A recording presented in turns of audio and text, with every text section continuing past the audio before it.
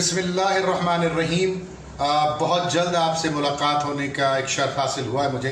मैं actually Dubai आया था IPL के सिलसिले में, यहाँ कुछ मेरे असाइनमेंट्स थे, तो रात चेन्नई सुपर किंग्स के कुछ जो है खिलाड़ी, उनसे गुफ्तगू हो रही थी, तो वो बायोसिक्योर माहौल में हैं और उनके साथ मामलात काफ़ी दूसरे हैं, लेकिन आज के कुछ गेम्स हैं उनको शायद देखने का मौका मिले और उन पर तबसरा भी किया जाए किसी TV चैनल्स पे। लेकिन मौजू आज IPL नहीं है, मौजू है मेरी पिछली वीडियो जो मैंने डीन जोन्स मरहूम के हिसाब से बनाई थी और उनकी याद में मैंने अपने कुछ वाक़यात आपके साथ शेयर किए थे। उस पर बहुत से मेरे मोहब्बत करने वाले और चाहने वाले नाराज़ हैं इस बात के ऊपर कि वो अहले ईमान नहीं थे। आपको क्यों अफसोस है इतना उनके मरने का? आप और तरह तरह की बातें, मैं तो कुछ ऐसे ऐसे कमेंट्स हैं कि मैं उसके ऊपर बात कर भी नहीं सकता, लेकिन मैं 2-4 बातें आपके गोश गुजार ज़रूर करना चाहता हूँ और वो बहुत ज़रूरी है कि हम और आप उसको समझें। सबसे अहम बात तो मेरी ये है कि मेरा और आपका रिश्ता क्या है, मेरा और आपका क्या रिश्ता है, आपका और आपके भाई का क्या रिश्ता है, आपकी और आपकी माँ का क्या रिश्ता है। सबसे पहला रिश्ता जो मेरे अल्लाह ने आपके और मेरे दरमियान कायम किया है वो है इंसानियत का रिश्ता। इंसानियत के रिश्ते के बाद है कलमे का रिश्ता, कलमे के रिश्ते के बाद मेरे और आपके दरमियान का रिश्ता है ज़मीन और मिट्टी का रिश्ता। तो सबसे पहला रिश्ता जो मेरा इंसान के होने के नाते आपके साथ कायम किया मेरे अल्लाह ने, वो है इंसानियत का रिश्ता। और वही रिश्ता मेरे और डीन जोन्स के दरमियान था।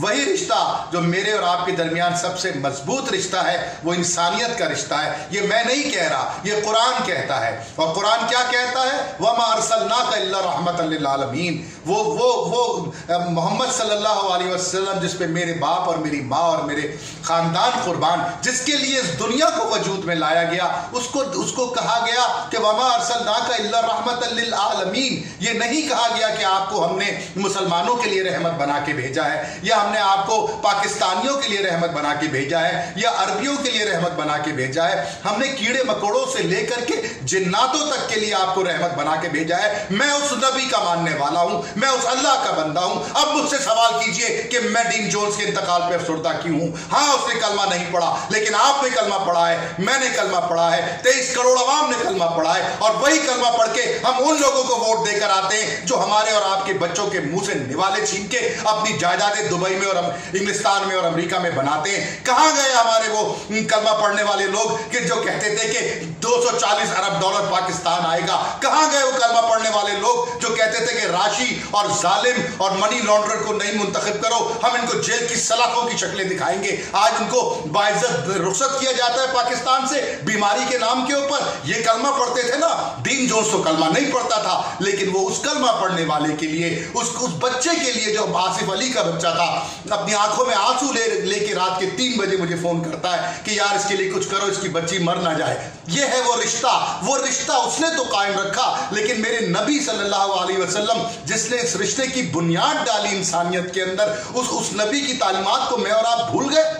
हम कलमा पढ़ने वालों को मुंतखब करके आप लेके आते हो ना इस मुल्क में, क्या आप कहते हो कि मुसलमान हो? क्या नहीं किया उन्होंने आपके साथ? क्या आपके घरों के चूल्हे नहीं बुझाए उन्होंने? क्या आपके बच्चों की लाशें आपने अपने कंधों पे नहीं उठाई? इन जालिम हुक्मरानों की वजह से आज तक बल्दिया टाउन, शाह फैसल कॉलोनी, कराची की गलियां, लाहौर की सड़कें, शुमाली वजीरिस्तान, जनूबी वजीरिस्तान, हजारों लाखों सिपाहियों की शहादतें आपने दी, सिविलियंस की शहादतें आपने दी। किसने गोली चलाई थी? डीन जोन्स ने गोली चलाई थी या काफिरों ने गोली चलाई थी? जी नहीं, इन मुसलमानों ने गोली चलाई थी, कलमा पढ़ने वालों ने चलाई थी, क्योंकि वो इंसानियत का रिश्ता भूल चुके थे, वो कलमे का रिश्ता भूल चुके थे।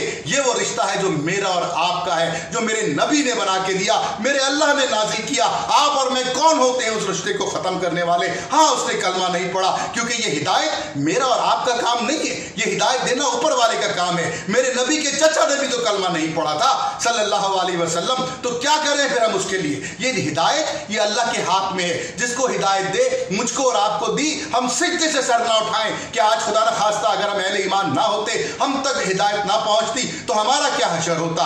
ये वो वक्त है कि हम बैठ करके दोबारा अपने नबी की सुन्नत को खोलें, हम उन किताबों को खोलें, हम उन हदीसों को खोलें कि जिसके अंदर पता ये चलता था कि मेरा प्यारा नबी सल्लल्लाहु अलैहि वसल्लम जिसके ऊपर कूड़ा गिराया जाता था, वो उस बीमार औरत के घर पहुंच गया। वो गैर मुस्लिम थी, वो काफिर थी, वो मेरे नबी सल्लल्लाहु अलैहि वसल्लम की जात मुबारक को तकलीफ पहुंचाती थी, लेकिन उसकी खैरियत दरियाफ्त करने पहुंच गया। तो नाउज़ुबिल्लाह क्या गलत किया?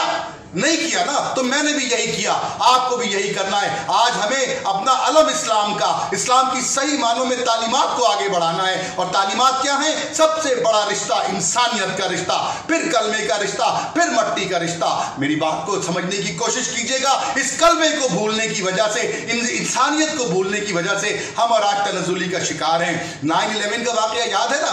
9/11 के वाकये के बाद हजारों नहीं लाखों लोगों ने इस्लाम कबूल किया। और कहां से कबूल किया? कबूल किया कुरान को पढ़कर।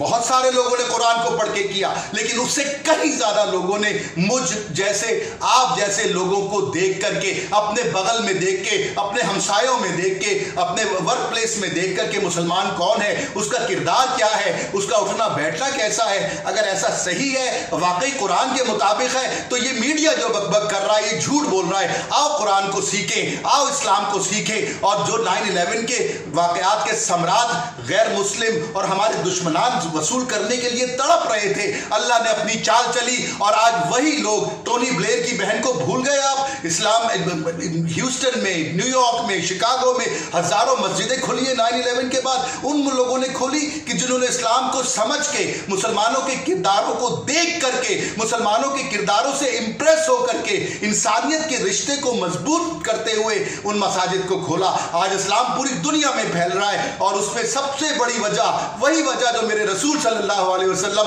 मेरे सहाबा इकराम सल्लल्लाहु अलैहि वसल्लम के जमाने की थी, वो किरदार थी। और किरदार जाहिर होता है इस बात से कि तुम कलमा नहीं पढ़ते, इंशाअल्लाह एक दिन तुम जरूर पढ़ोगे, लेकिन मेरे किरदार ने तुमको इतना मुतासिर कर दे कि तुम कहो कि आखिर ये कौन लोग हैं, ये कौन से अल्लाह को मानते हैं, ये कौन से रसूल को मानते हैं। यही वो लोग हैं जो हक के रास्ते पर हैं। उम्मीद है कि मेरी बात आप तक पहुंचेगी। कोई सवाल हो, कोई एतराज हो तो अपनी राय से मुझे आगाह कीजिए। पाकिस्तान जिंदाबाद।